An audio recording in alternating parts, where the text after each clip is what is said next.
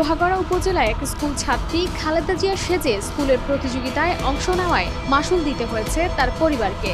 স্থানীয় একটি বিদ্যালয়ের অনুষ্ঠানে পঞ্চম শ্রেণীর শিক্ষার্থী আন্নুর জাহান তাহা সাবেক প্রধানমন্ত্রী খালেদা জিয়ার চরিত্রে যেমন খুশি তেমন সাজো পর্বে অংশ নেন। তবে এই সাজের কারণে তার পরিবারের জীবনে নেমে আসে বিপদ। স্কুল ছাত্রী তাহার বাবাকে পৌরসভার চাকরি থেকে সাময়িক বরখাস্ত করা হয়। স্কুলের প্রধান শিক্ষককেও শোকজ করা হয়। এই ঘটনায় স্থানীয় প্রশাসন এবং আওয়ামী লীগ নেতাদের চাপ সৃষ্টি হয় তাহার পরিবারের উপর। পরিস্থিতি এমন দাঁড়ায় যে পরিবারটিকে জীবনের নিরাপত্তার জন্য তাদের নিজ বসতবাড়ি ছেড়ে অন্যত্র গিয়ে থাকতে হয়। এমনকি পরিবারটি সামাজিকভাবে হয়রানির শিকারও হয়। 2023 সালের 26শে মার্চে আমি খালেদা জিয়া সেজেছিলাম। এই অপরাধে আমার বাবাকে সাসপেন্ড করা হয়। এই অপরাধে আমার স্কুলকেও শোকেজ করা হয়। খালেদা জিয়াকে আমার ভালো লাগে বিধায় আমি এটি সেজেছিলাম। এই ডিসপ্লেতে আমি এই খালেদা জিয়ার রোল পেয়েছি, তাই দ্রুত আমি সঙ্গে সঙ্গে খালেদা জিয়া সেজেছি। কোয়ালিটি সম্পন্ন আন্তর্জাতিক মানের still bar CSRM committed for better still. 2023 সালে 26শে মার্চ মহান স্বাধীনতা দিবসে আমার মেয়ে খালেদা জিয়ার সাথে স্কুলের একটা রোল থাকে বেগম খালেদা জিয়ার, সেইটা আমার মেয়ের উপরে পড়ে। বিদ্যালয়ের প্রধান শিক্ষক জানিয়েছেন এই ঘটনা নিয়ে বিতর্ক সৃষ্টি হয়েছিল এবং প্রশাসনের পক্ষ থেকে তাকে শোকজ করা হয়েছিল। তবে সন্তোষজনক জবাব দেওয়ায় পরিস্থিতি স্বাভাবিক হয়ে আসে।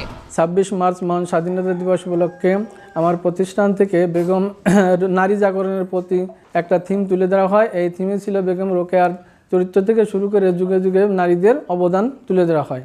এর ভিতরে প্রধানমন্ত্রী বেগম খালেদা জিয়ার চরিত্র সাজার কারণে আমার স্কুলেরকে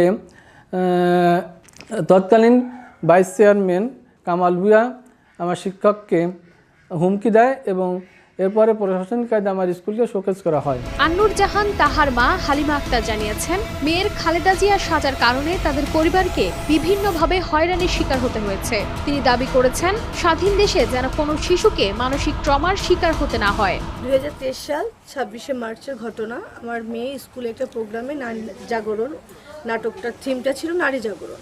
সেখানে অনেক ধরনের আমাদের বাংলাদেশ যে নারীরা ভূমিকা রাখছে সেরকম সব ভূমিকার নারীর থেকে আমার মেয়েকেও একটা থিম দেওয়া হয়। এরকম কেউ ছিল না, তা আমার মেয়েকে তারা বলার পরে আমি ভাবলাম যে না, আমার মেয়েকে সাজানো যায় এবং আমি তাকে এই জন্য আমার ভালো লাগার থেকে সাজানোর পর থেকে ওই মাঠ থেকে আমাদের উপরে একটা ভয়ঙ্কর যে হুট করে ঝড়ো বাতাস যেরকম সেরকম হয়, যে আমরা বুঝতে হবে না যেরকম কিছু একটা হবে।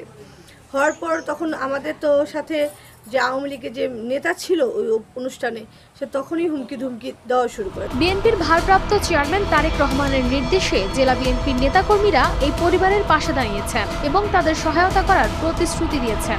বেগম খালেদা জিয়া তখন কারাগারে অন্তরীণ। সে অবস্থায় জাতির সামনে যে বিবেকের চরিত্রে অভিনয় করে বাংলাদেশের মানুষকে আকৃষ্ট করেছিল, সেই কারণে আমরা নড়াইল জেলা বিএনপি তার পাশে ছিলাম। বর্তমান লোহাগড়া উপজেলা নির্বাহী কর্মকর্তা মোহাম্মদ জহুরুল ইসলাম উল্লেখ করেছেন, তৎকালীন রাজনৈতিক পরিস্থিতির কারণে প্রতিষ্ঠানকে শোকজ করা হয়েছিল। তবে সন্তোষজনক জবাব পাওয়ার পর এখন সবকিছু স্বাভাবিকভাবে চলছে।